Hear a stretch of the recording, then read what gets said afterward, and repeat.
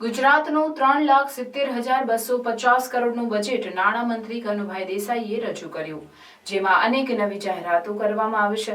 રાજ્યના બજેટમાં ભરૂચના ભાડભૂત યોજના માટે પણ 876 કરોડ રૂપિયાની ફાળવણી કરવામાં આવી છે। નાણામંત્રીએ વિધાનસભામાં આગામી નાણાકીય વર્ષનું બજેટ રજૂ કરતા પોષણની યોજનાઓ માટે 8500 કરોડની જોગવાઈ કરી છે। આંગણવાડીમાં ભૌતિક સુવિધા ઊભી કરાશે। સાબરમતી રિવરફ્રન્ટ માટે 350 કરોડની ફાળવણી। રાજ્યમાં 2 નવા એક્સપ્રેસ હાઈવેની પણ જાહેરાત કરવામાં આવી છે। આરોગ્ય અને પરિવાર કલ્યાણ વિભાગ માટે 23,385 કરોડની અને રમતગમત વિભાગ માટે 1,093 કરોડની જોગવાઈ કરવામાં આવી છે। માર્ગ અને મકાન વિભાગ માટે 24,705 કરોડની જાહેરાત કરવામાં આવી છે। મેટ્રો રેલ પ્રોજેક્ટ માટે પણ 27,030 કરોડની જોગવાઈ કરાઈ છે। રાજ્યમાં 2020 નવી બસ માર્ગ પર દોડતી થશે। તે ઉપરાંત 400 મિની બસ દોડાવવાનું આયોજન કરાયું છે। રાજ્યના તમામ જિલ્લાઓમાં સાયબર ફોરેન્સિક લેબની સ્થાપના કરાશે અને એન્ટી નાર્કોટિક્સ ટાસ્ક ફોર્સની યુનિટ રચના કરાશે।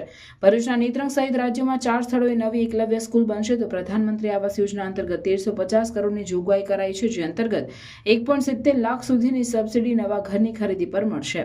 સમુદ્રની ભરતીનું ખારું પાણી નર્મદા નદીમાં પ્રવેશતું અટકાવવા ભરૂચ જિલ્લાના ભાડભૂત ગામે બેરેજની યોજના પ્રગતિ હેઠળ છે, જે માટે 876 કરોડની જોગવાઈ કરવામાં આવી છે।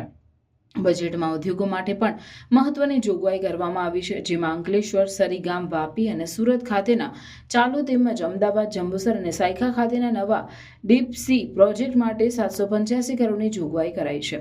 ભરૂચના જંબુસર ખાતે બલ્ક ડ્રગ પાર્ક વિકસાવવા માટે 290 કરોડ તેમજ 42 કિલોમીટર લાંબી પાઇપલાઇન થકી રો વોટર સપ્લાય માટે 225 કરોડ એમ કુલ 515 કરોડની જોગવાઈ કરવામાં આવી છે। આપણી યુવા શક્તિ આર્ટિફિશિયલ ઇન્ટેલિજન્સના યુગમાં વિશ્વ સાથે કદમ મિલાવી શકે તે માટે 7 ટેકનિકલ સંસ્થાઓમાં AI લેબ બનાવવામાં આવશે। સ્ટાર્ટઅપ માટે અનુકૂળ ઇકોસિસ્ટમ ઊભી કરીને સ્ટાર્ટઅપને વેગ આપવા 4 રિજિયનમાં આઈ હબની સ્થાપના કરાશે। નારી શક્તિના સશક્તિકરણ અને આત્મનિર્ભરતા માટે નવી મહત્વપૂર્ણ યોજના સખી સાહસ યોજના આ બજેટમાં લાવ્યા છે। નારી શક્તિ સાથે સાથે આપણી ઉજ્જવળ આવતીકાલ સમા બાળકોના પોષણનો પણ આ બજેટમાં ખ્યાલ રાખવામાં આવ્યો છે। બાળકોને પોષણક્ષમ આહાર આપવા માટે ગત વર્ષના બજેટ કરતાં 25% વધારો કરીને 8460 કરોડનું બજેટ ફાળવ્યું છે।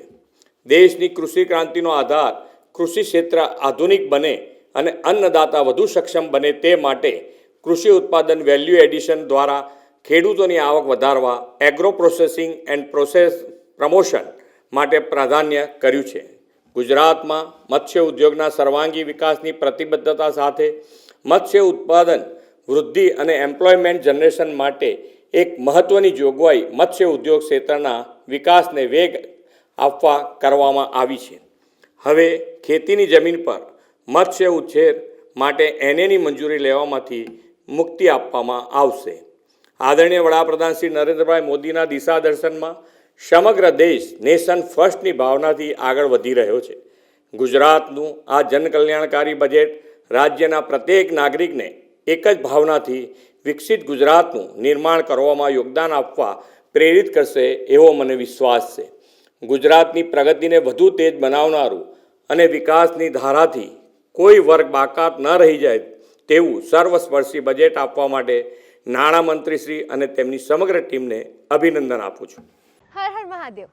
તમારા સાથ સરકારથી શ્રીજી વાસ્તુશાસ્ત્રની સેકન્ડ બ્રાન્ચ હવે આપણા તવરા રોડ પર ઓપન થઈ ચૂકી છે। અહીંયા તમને બધી જ પ્રોડક્ટ્સ સ્ટાન્ડર્ડ ક્વોલિટીમાં મળી જશે, જેમાં લોંગ લાસ્ટિંગ અગરબત્તી, ધૂપ, બેમ્બુલેસ અગરબત્તી અને પૂજા પાની તમામ વસ્તુ। મૂર્તિમાં પણ તમને આદિયોગી, રામલલા, નંદી, શિવલિંગ, ગણેશજી, કૃષ્ણ ભગવાન, બાલ ગોપાલ અને માતાજીની તમામ પ્રતિમાનું વિશાળ કલેક્શન અવેલેબલ છે। અહીંયા તમને તમારા જન્માક્ષર પણ કાઢી આપવામાં આવશે અને તમારું ઘર, ઓફિસ, ફેક્ટરીમાં નેગેટિવિટી ના આવે એટલે વાસ્તુ પ્રમાણે ઓરા મશીન દ્વારા એનો નિકાલ પણ કરી આપવામાં આવશે। હું રાજુભાઈ ભૂદેવ। હવે આપને શક્તિનાથ જવાની જરૂર નથી। આપ સૌ તવરા રોડ ઉપર આપ અમારી નવી શોપ શ્રીજી વાસ્તુશાસ્ત્ર ઓપન થઈ ગઈ છે, તો આજે જ વિઝિટ કરો શ્રીજી વાસ્તુશાસ્ત્ર। રજી આવ્યું છે shop number 4, Silver Kalp, New Tavra bus stand opposite Croma, New Tavra, Bharuch.